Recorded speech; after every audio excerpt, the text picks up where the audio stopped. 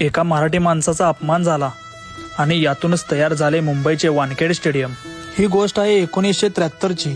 त्यावेळी महाराष्ट्र विधानसभेचे अध्यक्ष शेषराव वानखेडे यांना एक मॅच ब्रेबॉर्न स्टेडियमवर घ्यायची होती, पण या मॅचला क्रिकेट क्लब ऑफ इंडियाचे अध्यक्ष विजय मर्चंट यांनी नकार दिला।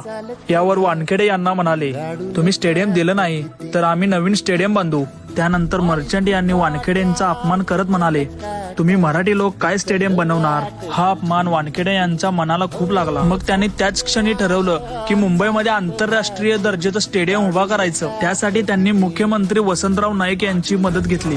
अनेकांना वाटलं हे अशक्य आहे, पण वानखेडे यांनी आपली पूर्ण शक्ती पणाला लावली। शेवटी यांच्या जिद्दीमुळे आणि अथक परिश्रमामुळे फक्त 13 महिन्यात हे भव्य स्टेडियम उभा केलं। वानखेडेंनी घेतलेल्या कष्टामुळे या स्टेडियमला वानखेडे स्टेडियम हे नाव देण्यात आले। यालाच म्हणतात मराठी माणसाच्या अपमानाचा सडेतोड उत्तर। ही स्टोरी आपल्या प्रत्येक मराठी माणसापर्यंत पोहोचली पाहिजे।